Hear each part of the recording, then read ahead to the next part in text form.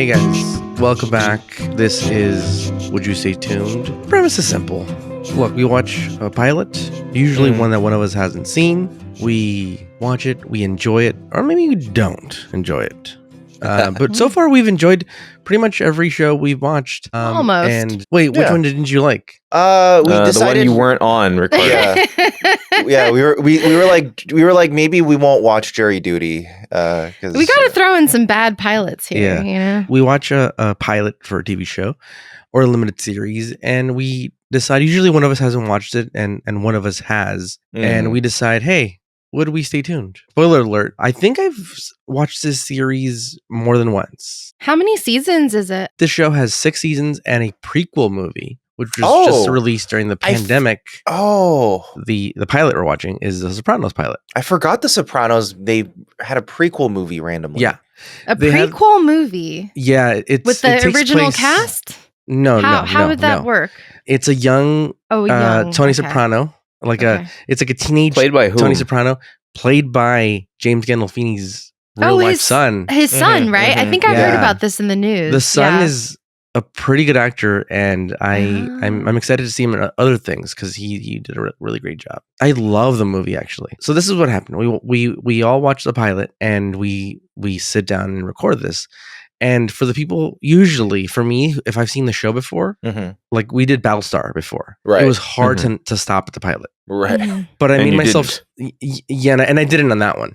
But for this one, I knew like I had a problem with Battlestar because it's like they all started to kind of become one episode.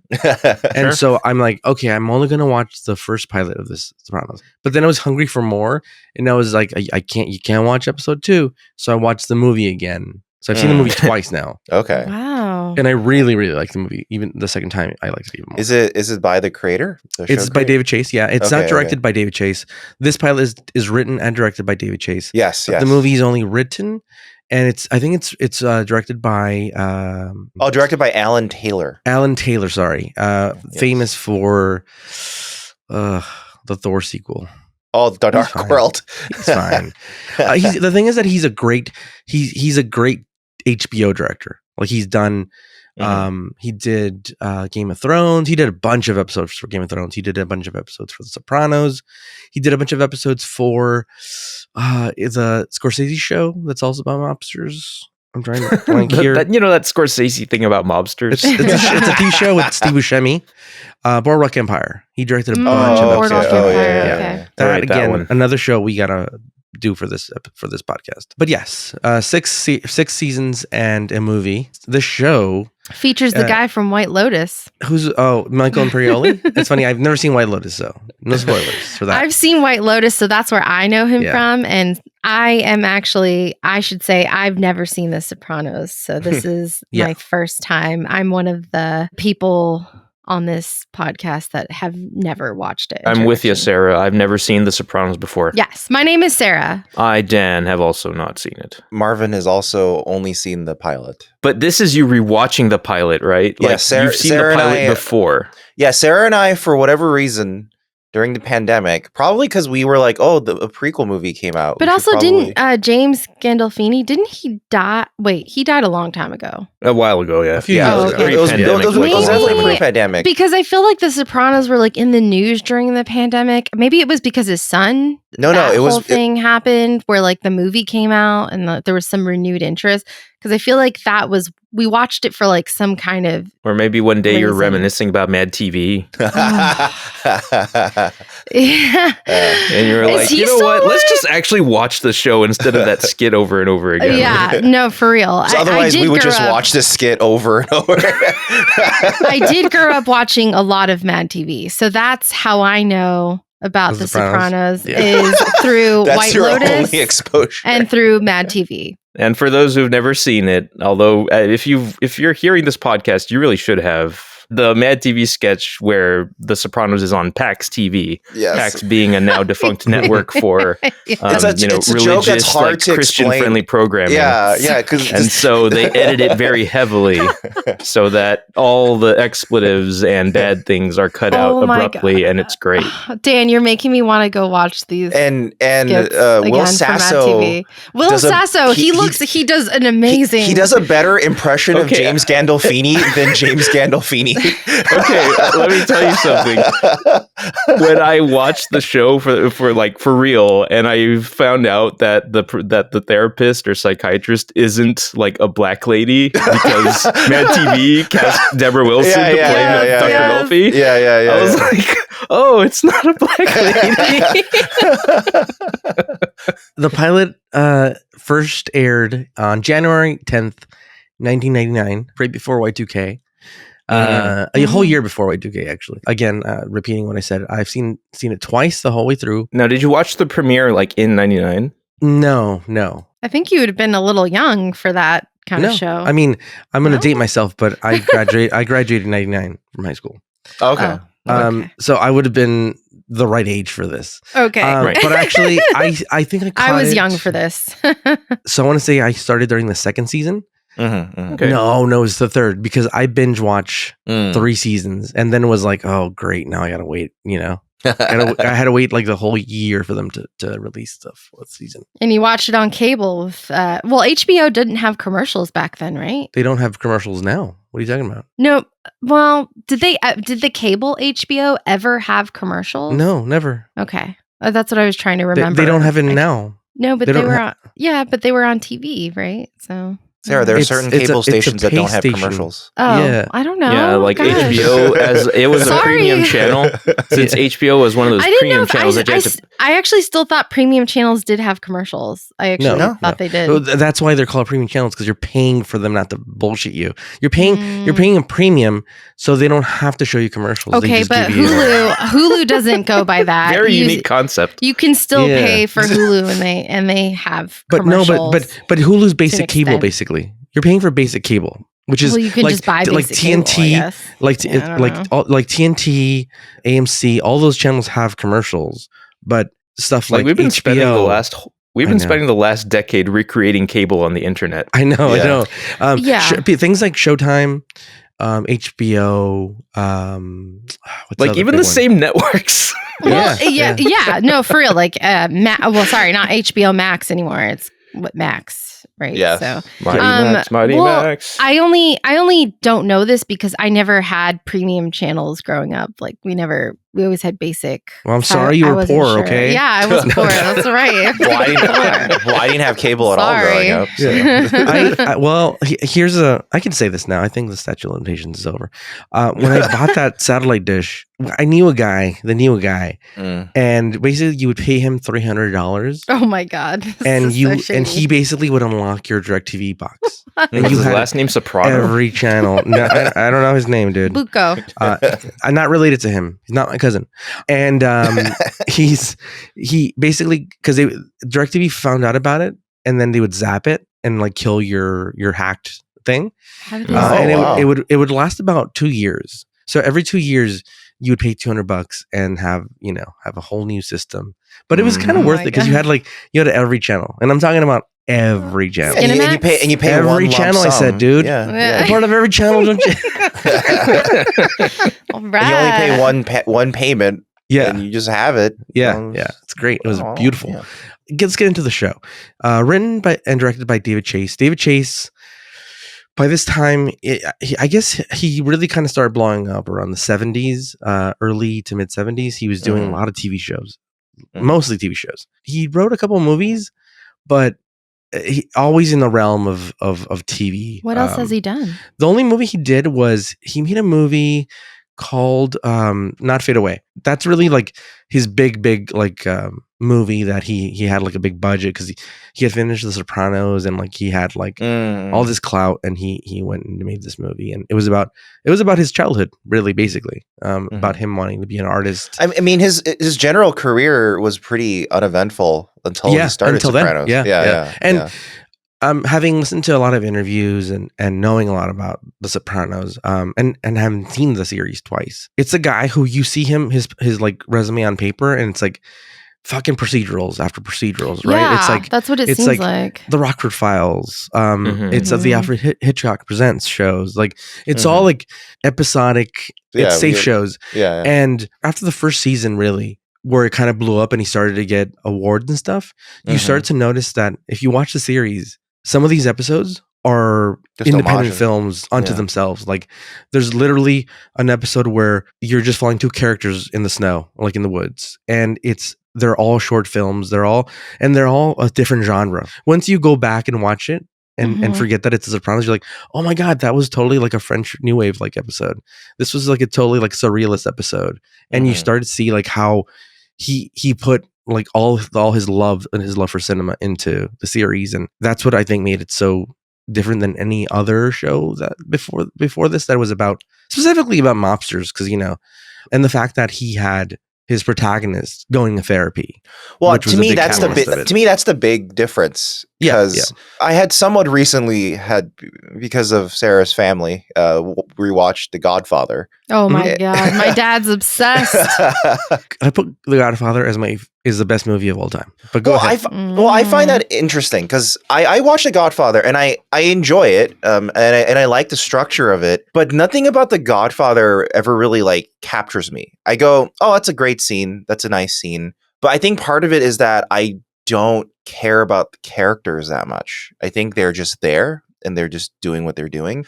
And the thing that strikes me about The Sopranos is that instantly I want to know all about these characters. And it's very character driven. Like, it's funny, this pilot, the actual plot is that there is a power play between Uncle Junior and Tony Soprano. That's like actually the plot, but the show almost is annoyed that the plot is there because it keeps trying to like put it to the side and be like, yeah, Uncle Junior's still doing this plan. But here's a scene where Tony Soprano's hanging out with his friends, and that's kind of like the point of the show. At least I can tell from the pilot, is that it's more about deconstructing what a head of a gangster organization is, of a mafia organization is, as like a man, like, because he's not what you would expect. Marvin, a man and his ducks, okay? Yeah. I mean, like, it's amazing that the very first scene is that he's going to therapy, and also, how is this our parents' like favorite stuff and they didn't fucking get the clue to go to therapy? That's my whole thing. Well, I don't think parents were watching The Sopranos necessarily. I think it was more our generation. No, it was our generation. Yeah, it was more a millennial show. Yeah. Parents were watching. Parents are rewatching The Godfather and Goodfellas. They're not watching The Sopranos. Our parents were the Goodfellas and Godfather generation by far. But the episode opens up and Tony Soprano is waiting in the lobby of his psychiatrist's office, and then right away the HBO text, you see some nipple. You gotta. She's a psychiatrist. I like that they get it. She's like, I gotta get it out of the way ASAP so that we can just continue. This episode, how long is this episode? It's only an hour, but they packed a lot of things into this episode. Yeah, it's a tight hour. Yeah. There's a couple of things in this scene specifically when he comes in. Is like, first of all, he asks like which chair he sits in, and then she's like, whatever chair you feel comfortable in. And then he turns around, and I love this thing that they left in the show, which is that he like clears his throat. And they left it in there. I don't know if you noticed that, like, and it's loud. Like he turns around and he's off camera, like you can see the back of his head. And he's like, and like he kind of like, it's a weird, like it's not a cough, but it's like a cleansing of the throat. And I'm so like, that's so like something you would do. And like I love that the little stupid things that you leave in there. I think touching on that too, Ricardo, is like this show is not polished in terms of the way it's like the lighting style. Like it's not this like flat, perfected, people's faces are not lit in a commercial way that you see nowadays, at least in TV nowadays. And I just think it's like, I love that. I love little things like that where they're willing to kind of let the environment speak for itself. And I don't know. I like that. It's different. And it's definitely not what you see nowadays. And even like in the doctor's office, like it feels lived in as opposed to something really produced and stuff. And even in the house, there's a funny story with the house.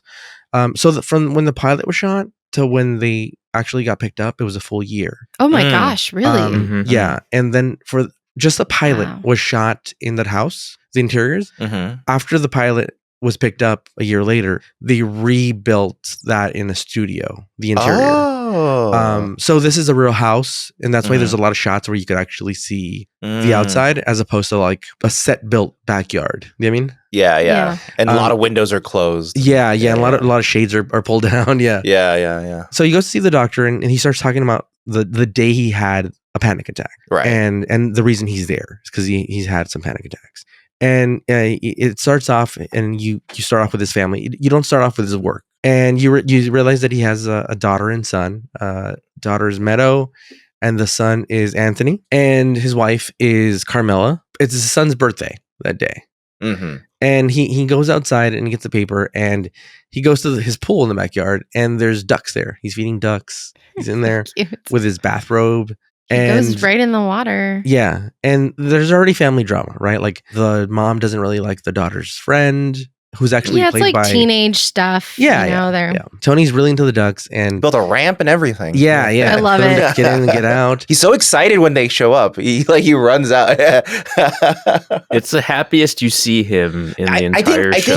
I think this is also like one of the underrated things about James Gandolfini is that I think the parodical view of James Gandolfini is he's an angry Italian man who will beat the shit out of people, which he of course does in this episode. But I think he has a very wide range of his acting ability. Like if I go by this pilot alone, the angry Italian stereotype that he's often portrayed as is like 5% of this entire thing. Like and it's almost so little of what he is in this episode. And it's pretty clear that from the get-go, that's more of like a front. Like the soliloquy starts off with, I don't think I was born at the peak of this business. I think I was born when everything's degrading. And that he thinks that's what he's inherited. And he doesn't really want this. He just has to have lived this life because that's what he grew up in. In reality, he's the guy with the ducks. I mean, that's the true him, and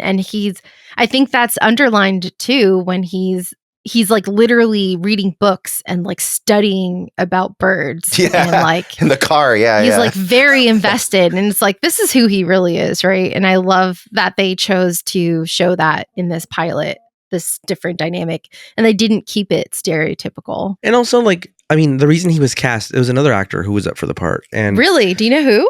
Michael Rispoli was his name. Oh, okay. If you look him up, he's like the character actor that's like in every mob movie and like crime movie. But look, when you look at James Gandolfini and they talk about how big of a heart he had. You know what I mean? Like, and it's literally why he got cast. When he's with his mom, even though like she pisses him off, like there's still like this warmth that he kind of that's true. He's radiates. A softie. Yeah. Advancing the story, we have him in the car with his. By the way, all this stuff that's happening, he's telling the doctor, and the way he's telling it, the voiceover over what's really happening is like she says, "What's your profession?" And he says, "Waste management." Like he doesn't. And she's well aware. She's well aware instantly of who he is. Yeah. We found out later that she is well aware of who he is. I think we knew from the get-go because as he starts to tell a story, she goes, "Stop. I just need to tell you there's doctor-patient confidentiality." Right. Like the moment where she says stop is when he contradicts his line of work. He says he had an outstanding debt or loan. Yes. And like once he says that, she's like, wait, you said waste management.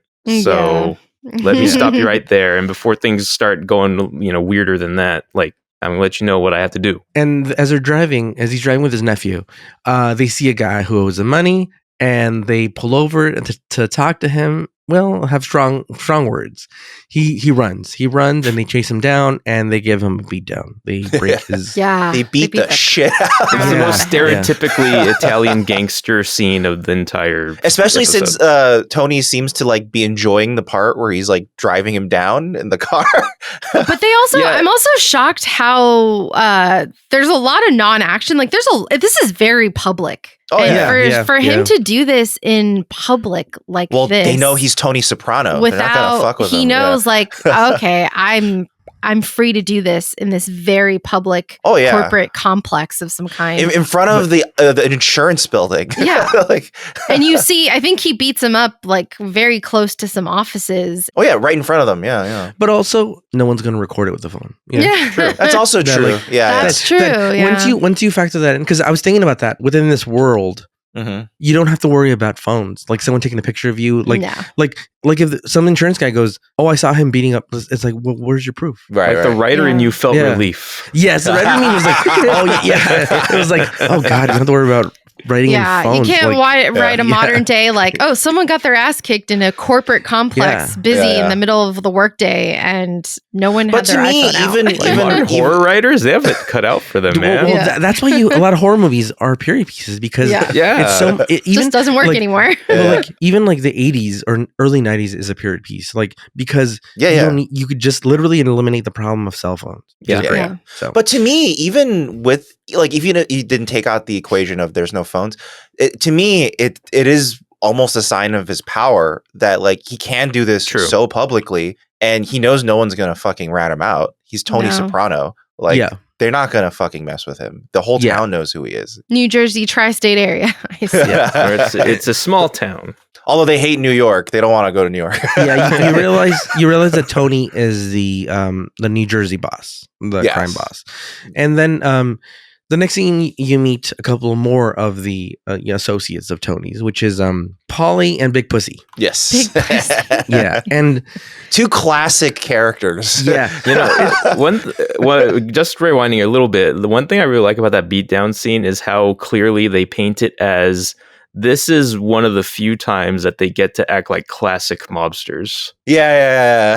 He's relishing the opportunity to relive a glory day action for once. Yeah. But even then, it's in the context of you're making me look bad, you're making people talk about me as if I'm not as good as the old regime, everything about it is a diminished version of what you would have seen in a Goodfellas. It is interesting that they're framing everything as this is the tail end of their empire. Yeah, this is now what happens in the 90s after all that's happened. This is also a key scene where his nephew is throughout the episode, to me, it seems like trying to prove himself. Well, throughout that whole chase scene, he's fucking up.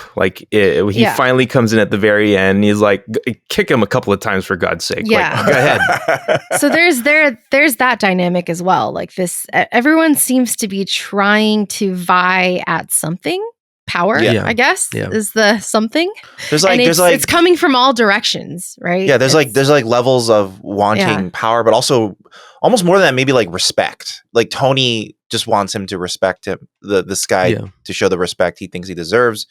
His nephew is you never respect me. I'll take things into my own hands. They show that really clearly in a lot of the staging. If you just stop on almost any frame, he's a little guy in the background. When they're sitting in front of the deli or whatever, his nephew is not at the table with them. He's at a separate table. That comes into play later, but within the hierarchy of the mob, he's not a full. He's not a full member of the mob. Yeah. Right. So that's why he very he's much not wants them. to be. It seems. But that's why he's not sitting with them. It's. But I love that. I love that I can freeze frame, pause on this, and without anybody telling me what's going on, the staging that they chose to the way the camera is shooting where he's visible through the middle, everything is very planned. And I can tell you right now, just by looking at this image, what the power dynamics are between all the characters. It's very good filmmaking and I love it. In this scene, you meet Polly, you meet Big Pussy, and you meet Silvio. And when I first saw Silvio, I was like, what the fuck? Is this a guitar player for Bruce Springsteen? You know what I mean? Yeah. And it is. Turns out it was. It's played by Steven Van Zandt. So apparently he was also one of the original candidates to play Tony Soprano. But they wanted him for this role instead afterwards. And for someone who isn't an actor, he does a fine job. He wasn't before this. He does a great job. And in future seasons, just the way his character develops, and even Polly, are they caricatures? Yes, but very well-grounded characters. I honestly don't even view them as. I think part of is why we're viewing them as caricatures is in hindsight, because The Sopranos became one of the most like parodied things in the and world. copied caricature. Yeah, they're not quite cartoonish. Yeah, their life is just very colorful. There's a lot going on. They kind of touch on that they talk about movies a lot. Hollywood mobsters. They literally reference like a making movies about these Hollywood gangsters. They reference The Godfather several times. And it's funny. It's like it's very self-aware in that way, and I kind of love that too. At some point, it does get very meta. Yeah, it gets meta. That's the word. That's the word I'm it's talking about. It's already getting meta in like.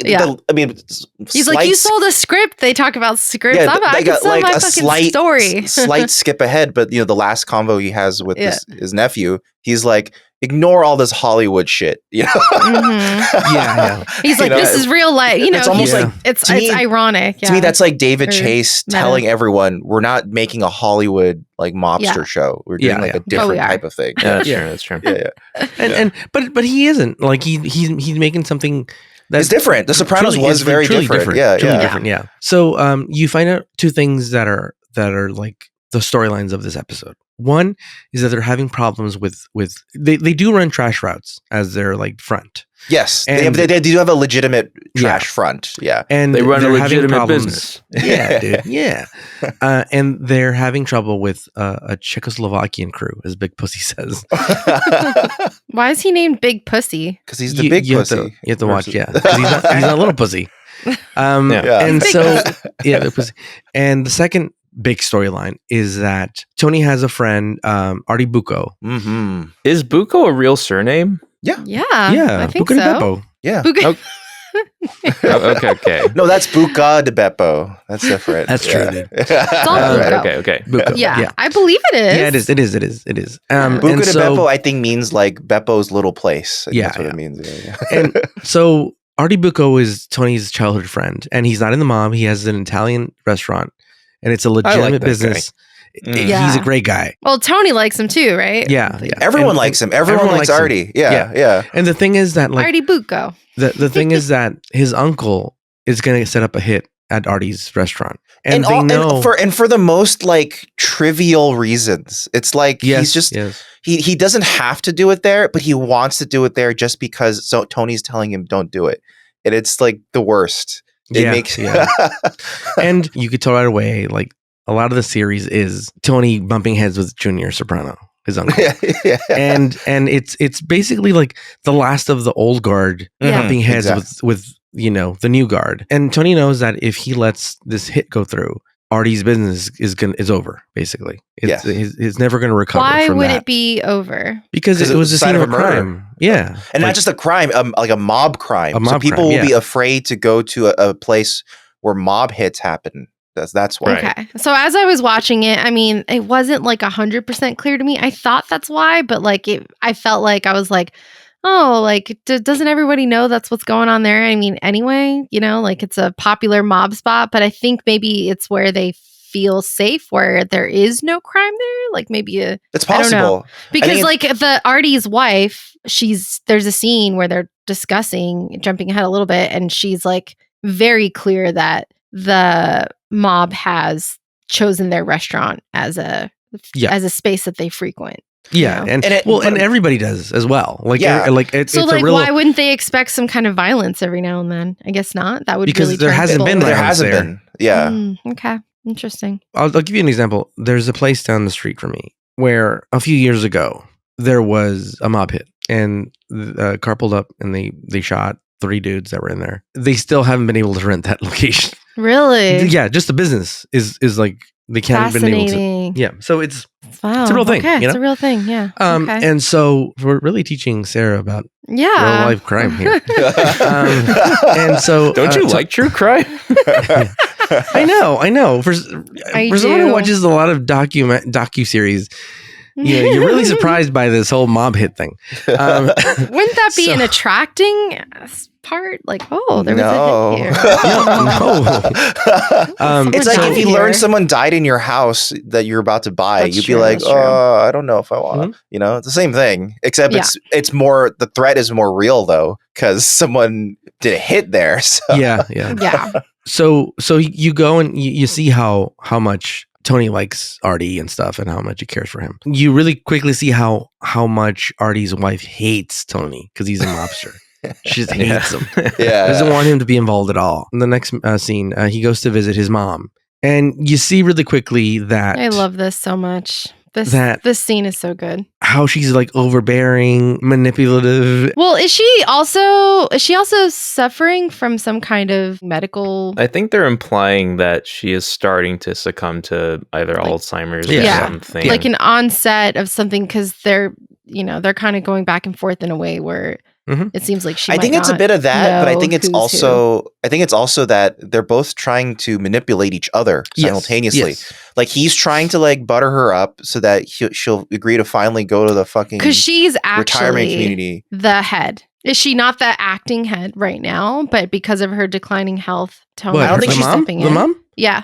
A female will never be in charge. Really? So, okay. This is like a old Italian style mafia structure. Seems like she has some say. Like people are trying to impress. She doesn't have some say. Really? What it comes down to is that she has basically Junior's ear a little bit, but she doesn't have a say. She basically could talk to the uncle, but has no real power. So I thought she did have some say because in that one car scene when he's driving her, he was sort of like slyly saying maybe someone else should be in charge, and then she kind of goes, "Oh, maybe." She was basically preparing her to be like, if your kid dies, don't be surprised. Oh, I see. It's the context of more that like scene. that. Yeah, okay, it's more like that. Like, be prepared if your son's not alive in the near future, basically.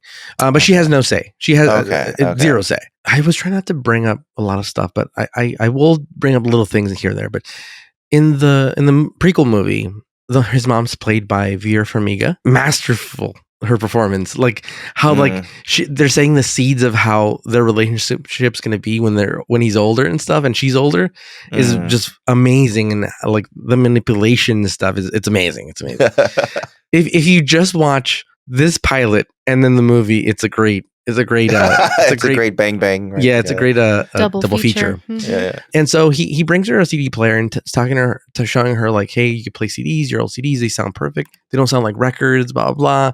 The old records sound like shit, like a pitch, which they don't. If your records are clean and they're not dusty and you know how to take care of them, and there's no static, they sound you have to get rid of the static. Exactly like CDs. Technically, they don't. A good Marvin, go to vinyl. hell, dude. A good vinyl is remastered to have a smaller dynamic range than CDs do, but that's on purpose, and that's why a lot of people claim that jazz music sounds better on vinyl, because brass instruments aren't as harsh because of the smaller dynamic range and all that stuff. So that's some people like how things sound on records. Okay, I'm not disagreeing. That's that. That's I'm not disagreeing. No. So he puts on a record and he's trying to dance with her, and like she wants nothing to do with it. And I like that he brings up like, hey, I tried to call you the other day, you never answered. He's like, yeah, it was dark outside. And he's like, what the fuck does it matter if it's dark outside if you answer your phone or not? It's like old ass like fucking... No, but that's like my literal parents said things like this growing up to me. Like, you know, my dad still you don't call the house after dark. You don't like literally. I'm not even kidding. Like, I think an older generation. I related to this scene so much because when she was saying that, I was just like, I felt like I was like, oh my god, I thought that was a thing only my parents talked about when I was growing up. Like, that's insane. I think an older generation does equate phone calls to like someone answering your door. You know, so I think it's like, well, no one would be at my door at night. And also calling someone back then was a very personal, deliberate act that I think was much harder than it is nowadays. It was much more deliberate. Like, I'm calling you. Nowadays, like, everyone has cell phones and stuff, and everything is announced. Like, hey, I'm going to be there in 5 minutes. Right. Even if you like, I've been to your house, Marvin. Yes. And it's like a four texts, maybe a call process, which is like, are you going to be home in an hour? Minimum. Yes. Yeah. Okay. I'm on the way. Hey, it's 10 minutes until that said time I told you about. Are you good? Is it still good? Yes. Third text, I'm on my way. Yeah. Fourth text, I'm 2 minutes away. Yeah. And then Get your pants on now. And then the call or text, I'm outside. Never ring the doorbell. Yeah, never ring the doorbell. It's been a while since I've rang somebody's doorbell. I guess my sister-in-law's, but like just because she has a Ring camera and I like to do it. I've done it. Yeah. I always tell people don't ring the doorbell. Just call or text or just walk in. Also, it upsets our cats. So. Yeah, mainly because it's upsetting. That's why I would do it. Just rile them up. She's kind of manipulative. He's manipulative, and he's like basically like, hey, you're gonna come to Anthony's birthday party. Bring the big ZD. Be there, dude. You know, the ZD. Yeah, and so I wonder if this is where my mom, because during the early 2000s, this is when my mom started making a ZD a lot for dinner. Was she watching The Sopranos? I don't think your mom was watching. You remember your mom watching The Sopranos? No, I don't think she did. But maybe like it came up at work or something. Like and she was like, "I'm going to make." No, you know what, Marvin? Because my mom also made that a lot when I was growing up. Maybe it was like a time period thing because my mom would make fake ZD all the time. Because one day my mom was like, "I've heard of this thing called a ZD. I'm gonna make it." And she was like, "Oh, you don't even have to boil the pasta. It's crazy. Just throw it in and it just cooks." And you're like, "Oh my god, you have a my mom used to make it all the time. Cheesy baked pasta. Interesting. All the time." And the next scene is they're starting the barbecue / birthday party. They're talking, and then their priest is there. Carmela's priest is there. That fucking priest. Side piece. It's not a side piece. I kind of love it. Basically, Anthony comes out and he says, "Hey, Grandma just called. She's not coming." And she started crying and hung up. And then so they're arguing. That kid. And then the best line, which is. So what? No fucking ZD? Yeah. I love that. Like, this kid loves the ZD so much that he's so fucking upset that his grandma's not coming. Yeah. And it's a good tone setter. He's upset the ZD's not there. I think it's a very real feeling reaction. Yeah. It's also good. The kid reminds me of the kid from Sandlot. Yeah, he does a little bit. Yeah. He looks like the Sandlot kid. I think it's a good enough reaction that I think the PAX parody of it in that Mad TV parodies that. Oh my god. We have to find that. I have to look it up. After this recording, I'm going to look up all of the Sopranos parody. Because of course everyone yells good. Gabagool, obviously. But I think they also talk about ZD in that fucking funny. You know what's so funny is that like I could relate to this scene a lot because I don't know if it's just Mexican culture or what it is, but like I love my grandmother, dude. Mm-hmm. Yes, me too. If you asked me at the time when I was little, I would say I love my grandmother more than like my mom. You know what I mean? Absolutely. Like, I was talking to my brother-in-law, and I was like, I don't remember my grandmother ever saying no to me, even when I was doing bad things. She never said no to me. I once asked her, I must have been like 13, 14, and I had gone to Mexico and I still hadn't changed my money, like exchange, because I would get sent to Mexico during the summers, and I hadn't exchanged my money to pesos. And I said, "Grandma, can I get some money for smokes?" I was 13, 14, dude, and she didn't say no. She just said, "Here," and it gave me the fucking money, dude. She gave me the fucking money for cigarettes. All right, Grandma, coming in with Look at you now. Look at you now, Ricardo. Yeah, dude. She is so proud. What a sweet story. But I was telling my brother-in-law like she never said no to anything. Like I was, you know, like.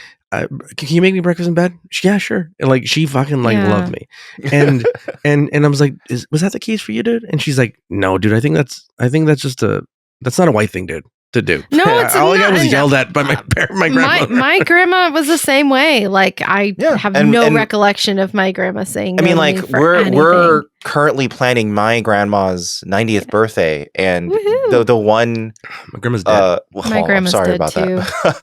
Well, the one consistent sentiment we have across the whole family is that like our grandma is like the best. Yeah, and everyone's like doing everything for her, you know, like because she's like the best person in the family. Yeah. Every time something was like someone was having a party, like everyone was like, "Is grandma coming over with like that food shit? Yeah, is she coming over with the fucking tamales or what the fuck, dude?"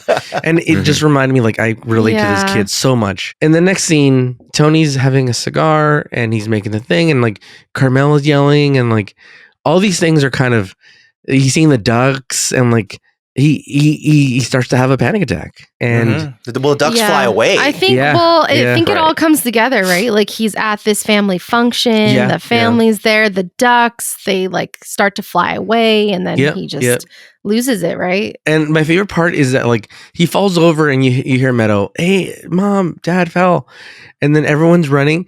And he drops the goddamn lighter fluid into the barbecue, and it explodes. And that makes me laugh so much. And then Silvio shows up with a goddamn fire extinguisher. Yeah. Oh my god. It's a comedy shot. The overhead shot is a comedy shot where it explodes. Everyone kind of ducks and goes, it's fine.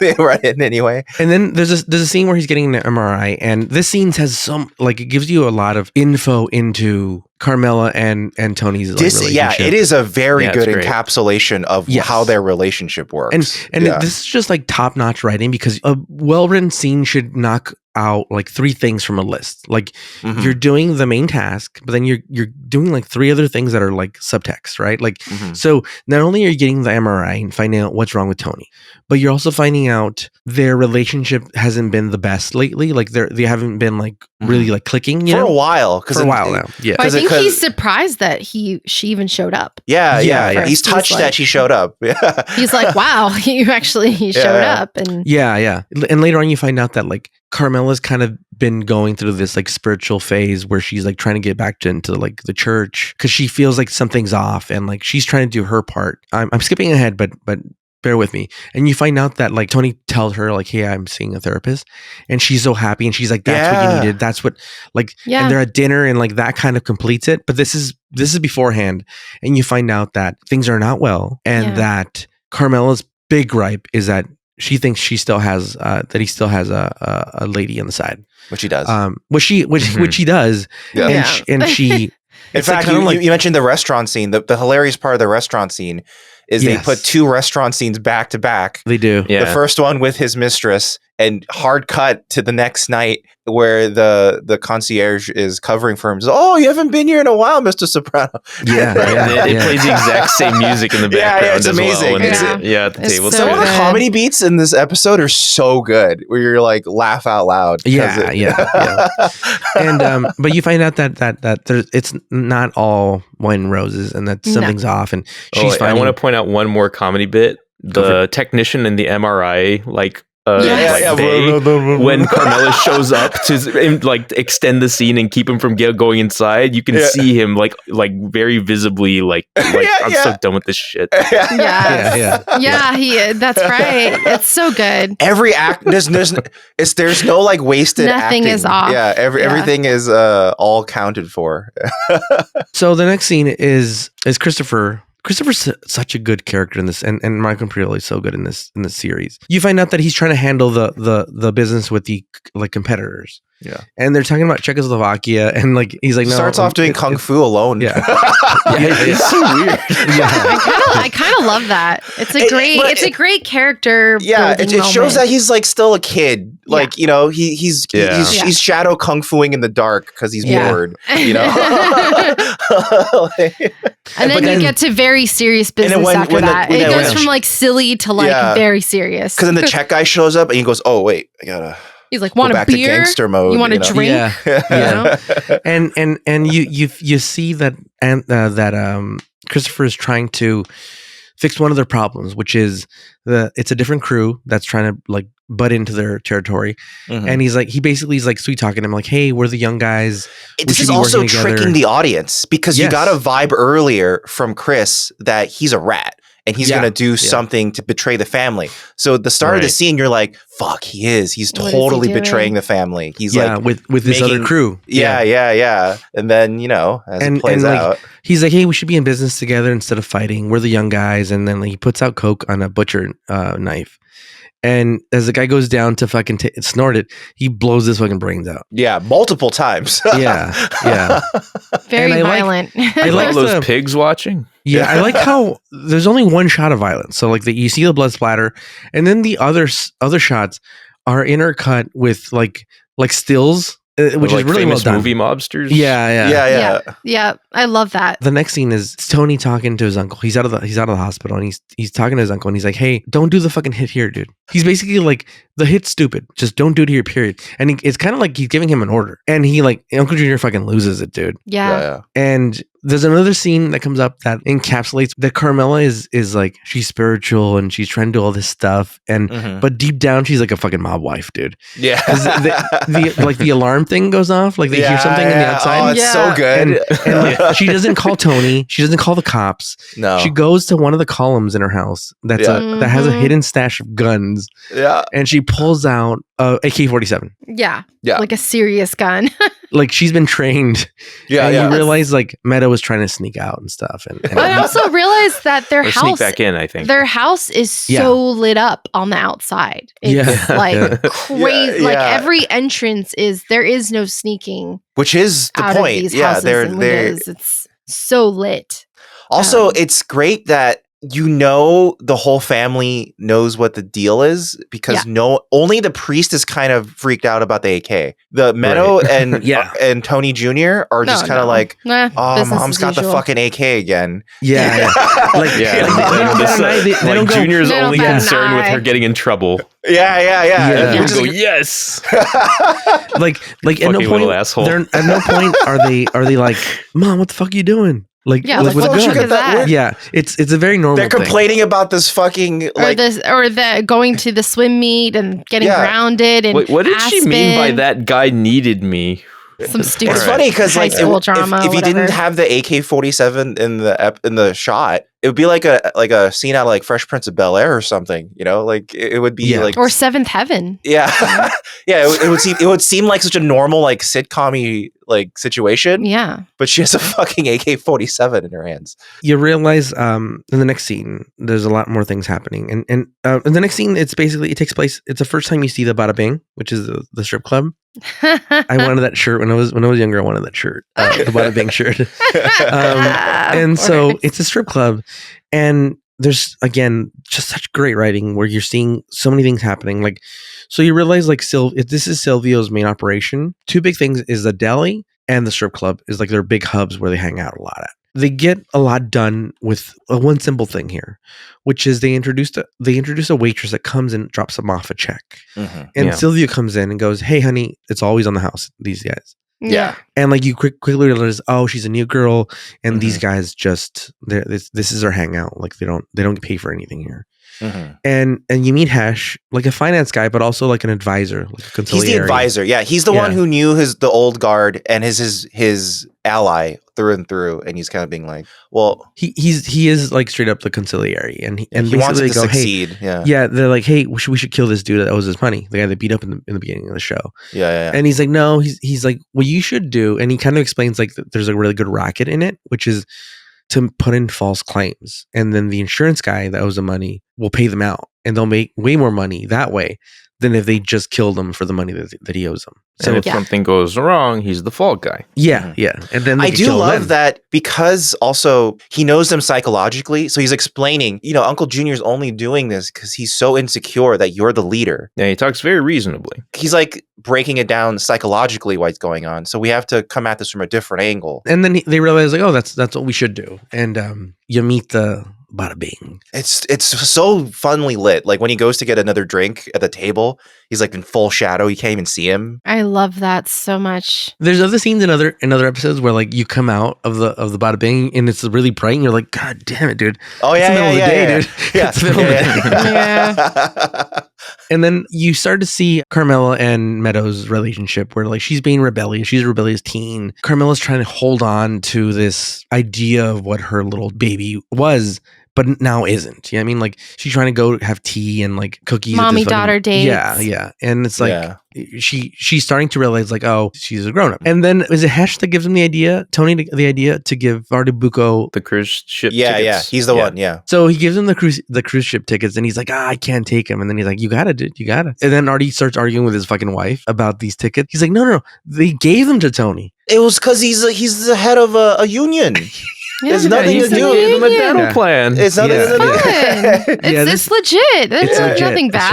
I want to know if that was a deliberate reference. Because it was about a union, and he would talk about a dental plan. Yeah, it's true. It could have been. The next scene, they're explaining to the insurance guy, like, "Hey, this is what this it's such a great smash cut to him in the fucking. Yeah, I know. And so they go to this like this park that has like a waterfall. Yeah, and they pass by a big pussy buys a cone, an ice cream cone, and he's eating it. I love here's the thing about the show is every episode has an eating scene. Oh yeah, absolutely. You cannot watch this on an empty stomach because you'll go on and like start ordering shit off of fucking, for the next day. Like, it's really dangerous. Like, I wasn't into cold cuts until the show, and then like, a little fucking prosciutto, a little cheese, dude. Like my wife and I like are really into cheeses and like meats. And there's two things my kid has complained about when he's either visited friends or been to other people's houses. Oh no! And he's a fancy boy. He's a fancy boy. One thing, where's the charcuterie? Well, he'll say this: whether we go visit friends, anything, or a hotel that we stay at, it's like it's a nice hotel, but it doesn't have a bidet. Oh my god, I love it. Or he'll go like, "What do you want on your sandwich?" "Oh, a little prosciutto." Oh it's like, my god, my niece does that. All we have is ham, dude. He's like, "No prosciutto?" Yeah. No, dude, no prosciutto, dude. Calm down, dude. My niece does that. She ordered a pizza and she's like, "Can I get a pizza, whatever?" And she's like, "Can I?" And she's like 6 years old, and she's like, "Can I get a side of prosciutto?" And the pizza guy was just like, "I'm sorry, what?" And she's like, "I would like a side of prosciutto." And I was like, "Oh my god, what the fuck?" Because I was like, I wanted to let her order, and you're like, where's Shakey's? Yeah. And then her favorite food is edamame. Like she loves edamame. Yeah. And I'm like, oh my god, what the fuck? Like, it's something about kids these days. A Gruyere sandwich, please? Yeah. If you're gonna watch the show, it's gonna make you hungry. So I would say watch it on a full stomach. Get some prosciutto, some wine, get some gabagool, and enjoy some it. baked ziti. Yeah, they go and they're talking to him about the scam, about the racket. Like, hey, we're going to file fake claims and then you're going to pay them out. And that's how you're going to pay off your debt. And it's good business for both of us.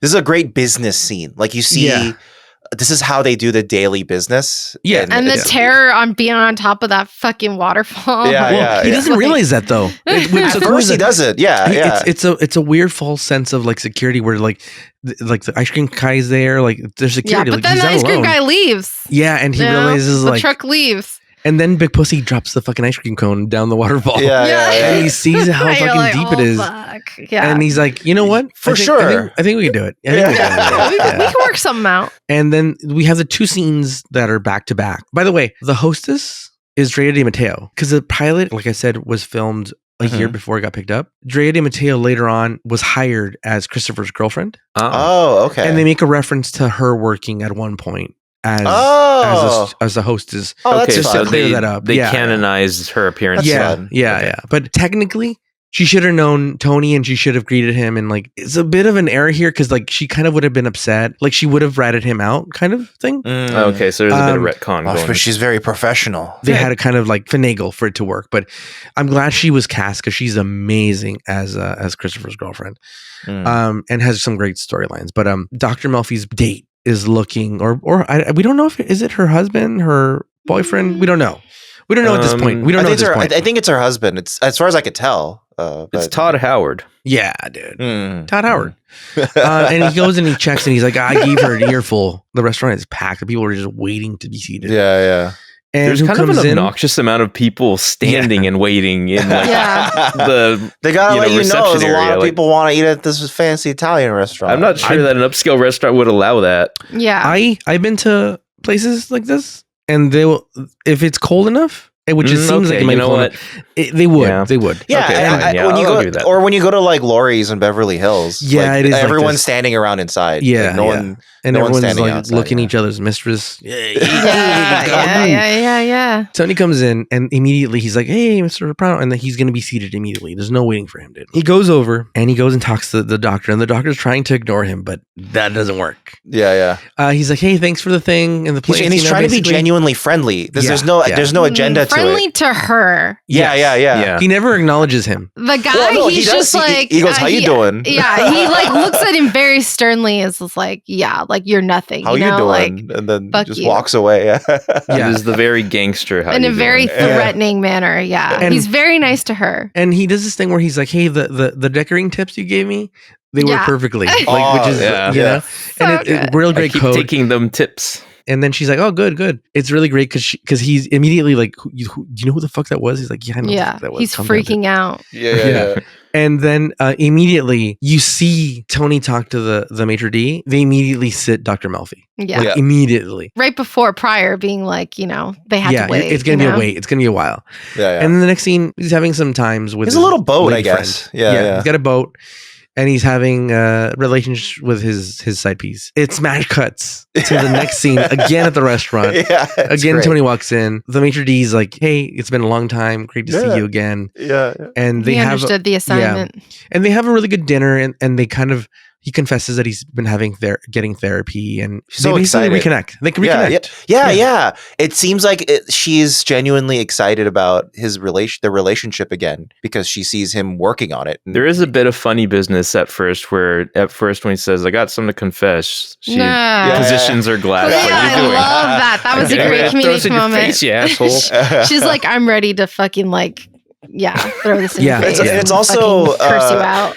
There is a interesting element where he's like, "Keep it fucking down. If anyone knows I'm on Prozac, I'm a dead man." Yeah. Absolutely. Yeah. You can't have the mob boss be on Prozac and going to therapy. That's not. That is a very unique element to this That's not entire okay. setup. Yeah, which is a fascinating characterization. There's to no it, position in which the stigma of mental illness will be more deadly to you. Yeah, it's so Absolutely. interesting. Yeah. I forgot that there was a bit where they're talking about big pussy. They're gonna fucking whack big pussy, and he's like, "Which big pussy?" He's like, "Not my big pussy, the other big pussy." So there's more than one big Little pussy in the mob. Yeah. Not big pussy, little pussy. Yeah.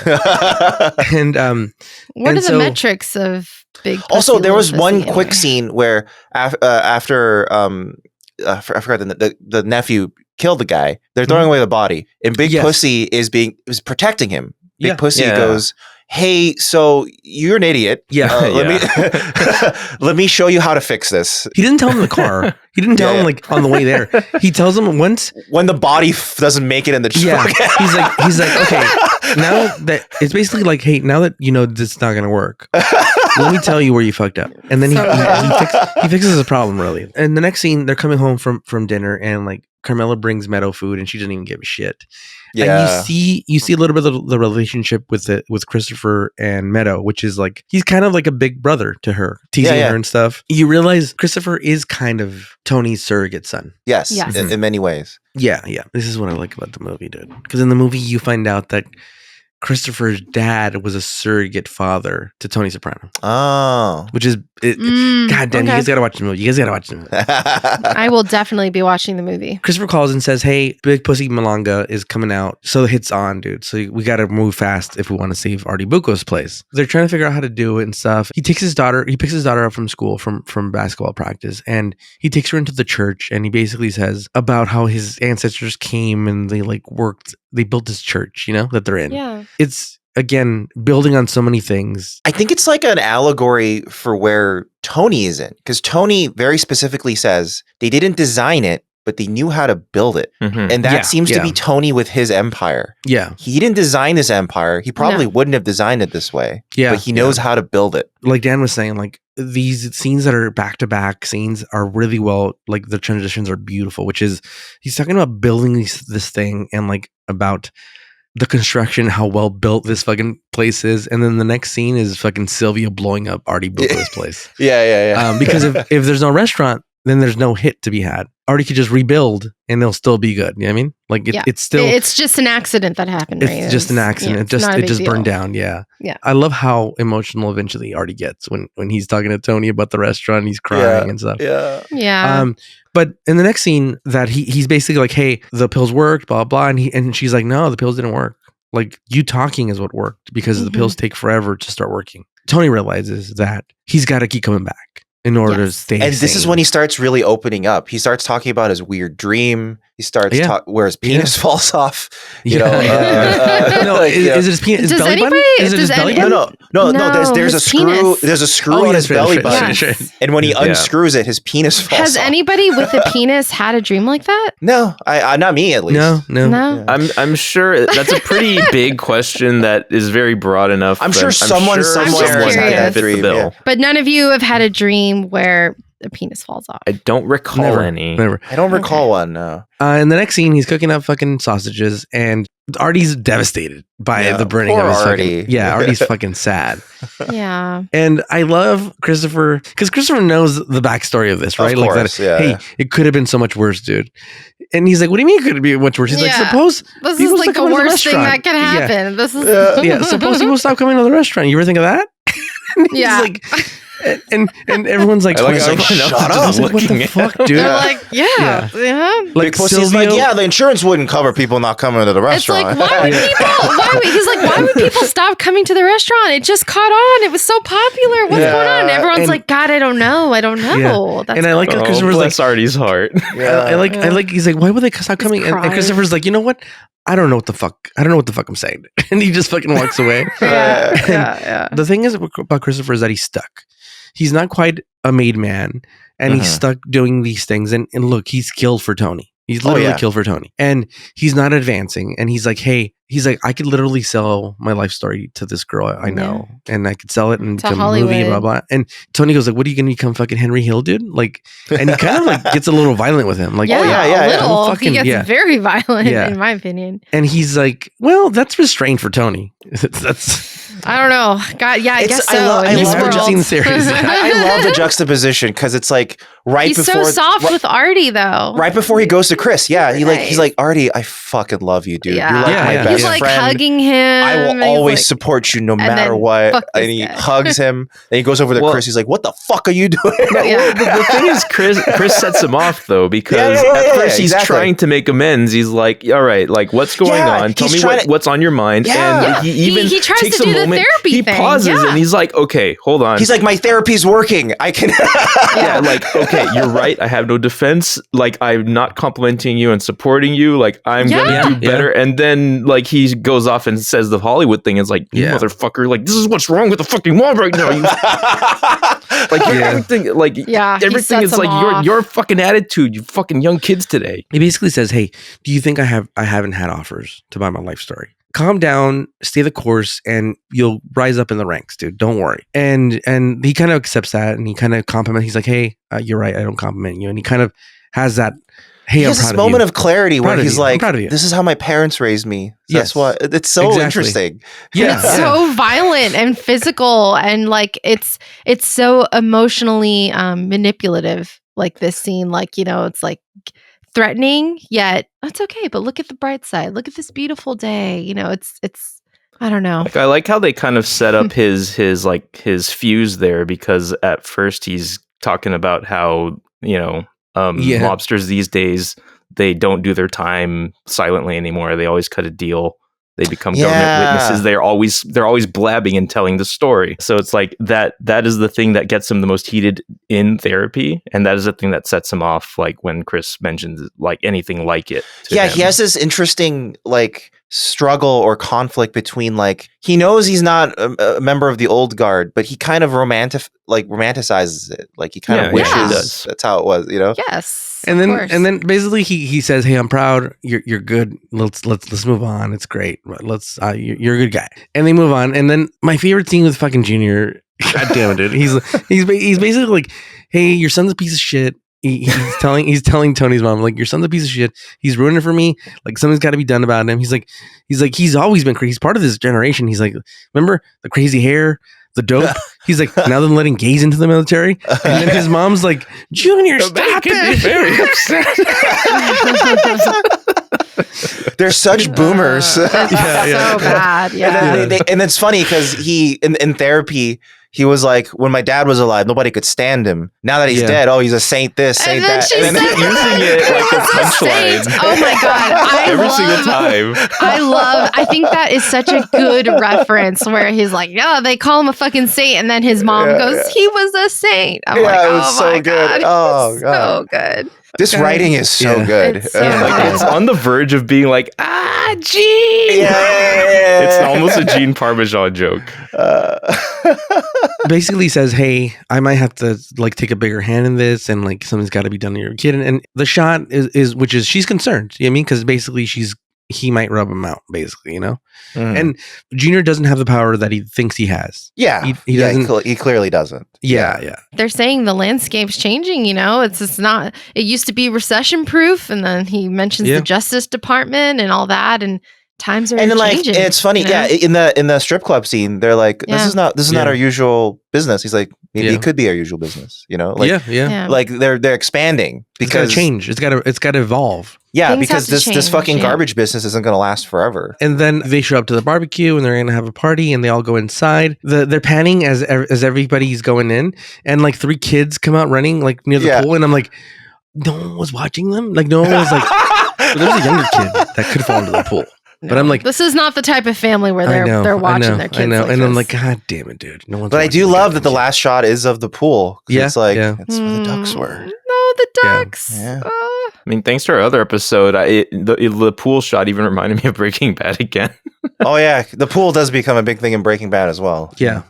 Lots of pools in TV. This is one of the first shows that I binge watched. I loved it. I kept watching. I watched it twice, like I said. So I definitely would stay tuned. But now that you guys have watched it, we run through it. What do you guys think? I mean, I would stay tuned for many reasons. This is the type of character building I love. Also, isn't this credited as starting the golden age of television, Sopranos? I think so. I think the golden age of premium television, but I guess so. But whatever that age really is, because I would consider it. I think it's like considered the golden age of television is like this time period. I think I've heard this show cited the most 2000s. often. Yeah, the beginning. And I would have to agree. I mean, I don't know. It's what the thing is? So I don't know the rest of the show very well, but I do know the ending. I'm not going to say anything about the ending because the ending's infamous. But knowing how the show started and knowing how it ended, I'm actually really excited. There's something about it that makes me go, that's super interesting. I would love to know why we get to that. You want to know the in-between. Yeah, because that ending, I also think conceptually is like, that's a cool idea, actually. I really like that as an ending. Without giving anything away. Yeah. A lot of people were upset. Yes, this was an infamously upsetting ending. Yeah, I think it was a perfect ending. Really? Yeah, I think you were satisfied. I was so satisfied because you take out of it what you put in. Yeah, that's what and I love that about it. It could be so many things to so many different people. The lesson you learned is what you take out of the last episode. Whatever you think you learned from Tony and these characters, if it's positive, then it's a positive ending. If it's negative, then it's a negative ending. But they don't spoon feed you the fucking stupid ending. It's really well done. I just wanted to ask you real quick about the ending and your enjoyment of it. Did you enjoy it that much right away, or did you have to think about it? Immediately, I was like, this is great. And then when I rewatched it again, knowing the ending, it even worked even better because I was like, oh yeah. Like, and the thing is, David Chase said he had planned this ending from the start. Like this was not like improvised. Well, I think he only directed the first and last episode. Is that right? I want to say so, yeah. That's fascinating. Yeah, the only thing he came back for was the ending. That's actually really interesting. Yeah, because this was the intended ending all along. Yep. Yeah. So he only directed 2 episodes. He only directed the first and last episode. Wow. He bookends his own series. Yeah. Crazy. Think about writing. Like he was in charge of that writer's room. Like think about like how all the heavy lifting he had to do and producing and Yeah. That's quite interesting. I mean, Vince Gilligan only directed the pilot, I think, for Breaking Bad. I don't think he directed anything else. So well, for me, he didn't direct the movie. He did the movie. He directed. So it's kind of the first as far as I can tell or remember. But the same thing. Like Camino. Yeah, Bel Camino. Yeah. I'm because it's fucking hard to when you're show running, you're essentially in a wider sense you are directing it as you're show running it. It's just there's so much more minutia in so many different fields across so many different episodes. It's a big ship that you have to keep rolling. For me, I would absolutely stay tuned and I would keep watching, and I plan to keep watching.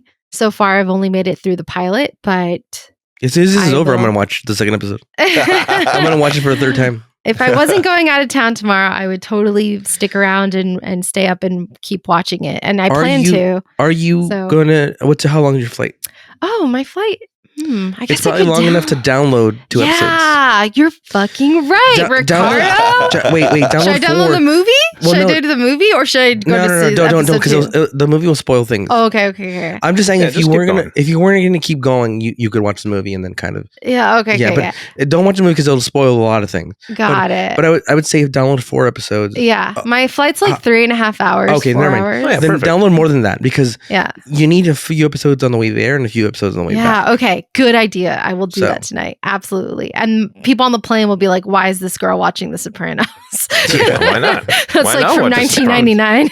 Yeah, be like, "Ooh, she's watching The Sopranos." Oh yeah, I know. Well, I did just watch. Assume you're rewatching The Sopranos. I did watch White Lotus on the plane, and wow, that was very sexually graphic thing to watch on the plane. I will say that. But I love this. I think this is one of the most perfect pilots I've ever seen, and it feels like a true work of art. Like it feels like the way it's structured, the way it's shot, you can appreciate every piece of work from every piece of the team, and it just came together perfectly. Like there's nothing missing for me. Yeah. Like it's very, and as a pilot, as a standalone pilot, this is a great movie on its own. It does exactly what I think a pilot should do. If this ended here and you were like, "Oh, it's a great short film." Oh, absolutely, or amazing. Featurette. Yeah, every time when we were just the whole time we were watching it, we just kept being like, "Dan, this is fucking good." We just kept saying, I don't think Dan did. You said you would stay tuned, right? Did you? Of course you would. Oh no, maybe he didn't. Yeah, he said no. He said fuck this show. I feel like if I don't say it, I'm gonna get killed. No. Yeah, I'd stay tuned. Sure. No, okay. Here's my actual read on this. Like, I do think it's a very good show, and I would watch more, but I need to be forced to do so. Wow, that's fair.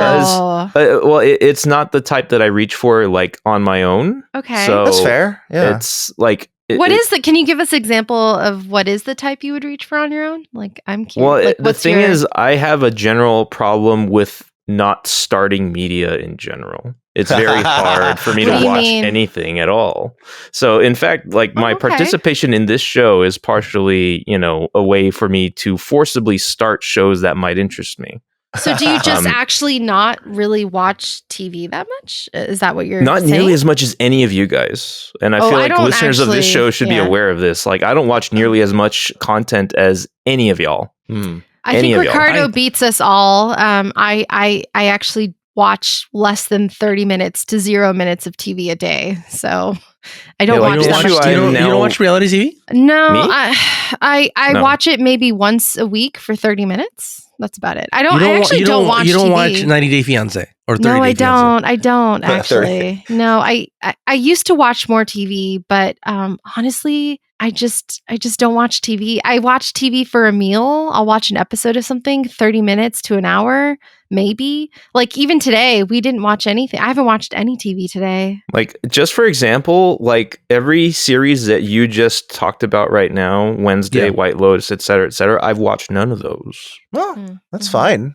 So, okay. I mean, just to give a picture of like how much less I watch than you guys. I think that's also an interesting What about I Love Lucy? Huh? I mean, I don't think I've seen the first episode of that, but I mean, Do you watch TV? Sure. Do you watch TV daily, Ricardo? Define TV. Define TV. Netflix, a show, episodic, a movie. So yes. Well, here's the thing. Based on the mood I'm in, I'll watch a movie or a TV show to kind of wind down at night. Every day. And sometimes it backfires. Yeah, every night. Yeah. Mm-hmm. Sometimes it backfires. Heat. Sometimes it doesn't.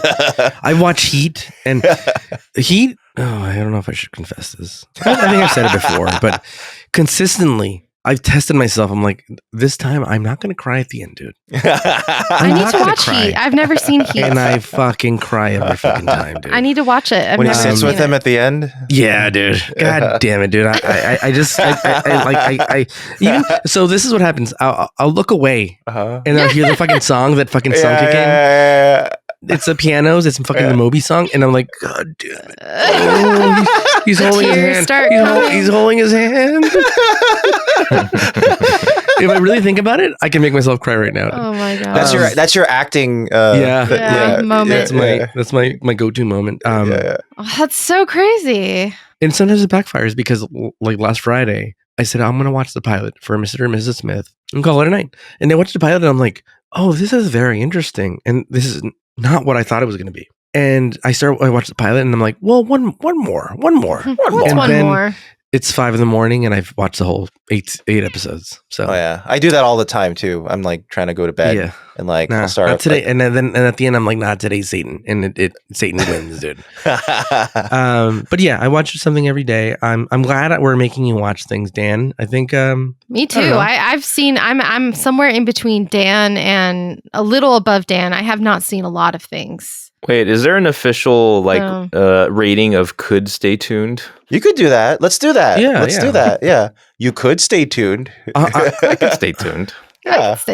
Okay. So oh yeah. Okay. It doesn't have to be binary. So you think there's maybe like 3 levels? Like I would not stay tuned. I could stay tuned, and I would definitely stay tuned. Yeah, like stay tuned is like, oh, if it came up again, I'd be like, oh yeah, I should keep watching. Yeah. You know? If somebody had it on, but you wouldn't be like, oh, I gotta find the next episode. Where is it? Yeah. And you know what? If we have 3 points like of like rating here, I'm actually in between 2 and 3. Like I'm between could and would for this show. Okay, that's fine. That's it. I'm at a absolutely will stay tuned. Yeah, I think Sarah and I were discussing this might be like our go-to like it'll be our next binge show, like dinner show. Yeah, again, we only watch most days of the week. Well, the only TV we watch is during dinner, which is really unhealthy to do, but I don't encourage it, but we do it.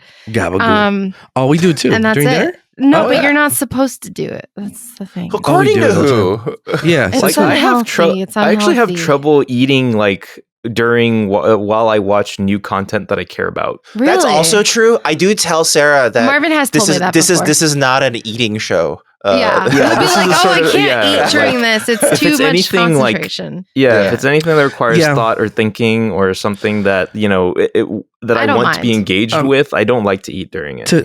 To be honest, like we have different levels.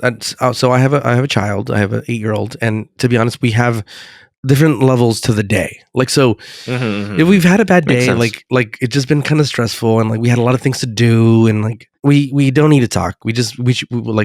We'll put on fucking Bluey. By the way, Bluey? Yeah. Man, I heard Bluey slaps. It's got some fucking hard lessons, dude. Yeah. Like, wait, have you started watching Bluey since we began this podcast? Yeah. Or had you watched it before? No, never. I've only watched it when my kid has put it on during dinner, or when he like on the weekends when we like are just sitting and he's like, oh, I'm gonna put something on to like I'm gonna build Legos and have something on TV, and then we'll watch that. And, I had put Bluey on our list actually earlier. Yeah, I haven't watched the pilot though. I've just randomly watched episodes. I'm down for that. I'm down for Bluey. I've never watched. I always have the same fucking questions. Who the fuck is Bluey? Is Bluey a boy or a girl? Who's Rango? One of the kids? They, is it one of the dog kids? Non-binary. Like, why are they? What are these people dogs? Oh, that's the world they live in. Because they're Australian. It's because they're Australian. They're dogs because they're Australian. But anyway, that's a good show, and sometimes we just we're around the kitchen table and we have a conversation. We're like, hey, how was your day? What'd you do? Yeah. What was a good point of your? That's what we did today. We had a conversation. At dinner today. But it switches every day. It could be different. Yeah. There's some days where I sit down to have dinner with Marvin and I'm like, I don't feel like why. I just feel like let's just talk. You know, let's just like chat it out. Mm-hmm. Yeah. And we'll just talk. And there's sometimes we're like, we really want to watch that show, and some days we're like, I'm really busy. I'm actually gonna. Or some days we'll watch a show and we'll like stop it. We'll turn it off and be like, we don't feel like watching this anymore. I like this about my family. There's not enough room in the table, and whether it's here or my parents or my in-laws and my sister-in-laws, there's no room for all of us to kind of sit down sometimes, or we don't want to. And sometimes like half of us are like watching something on TV, half of us are having a conversation, and then someone like yells out from the TV room like, oh yeah, that thing. And like there's like it's a very chaotic. I do love that. Where like some people are watching TV, some people are having a conversation, but like the people watching TV are also eavesdropping, but they're also chiming in, and I like all that. I like that. I do like the big family dynamics of like is very Mixed. chaotic. Yeah. It's It's a Robert Altman movie. Robert Altman just needs a large dinner scene. Yeah, That's really yeah. all he needs. Yeah. So again, I would stay tuned. Well, that wraps it up. You did stay tuned. We did. I did stay tuned twice. Yeah. Thanks for listening. If you like what we're doing, go to fugitiveframes.com and see what other things we're doing. We got a Star Trek thing we do. But if you don't like us, it's fine. It's okay. This isn't for everybody. If you have the time, rate the show, whether it's positive or negative. It doesn't matter, dude. Like, just be heard. And if you really have the time, if you're really angry, write us a hate email. That's fine too. We got an email. What's the email, Marvin? That will be your therapy. We'll listen to you. contact@wouldyoustaytuned.com. contact@wouldyoustaytuned.com. Go to the socials and follow us if you feel inclined. You guys know. If you don't, have a great day. And if you like us, just stay tuned. Yeah, stay tuned. If you don't, doesn't matter, dude. Life goes on. C'est la vie. Get yourself some gabagool. Until next time, hey, forget about it. You said the thing. Bye.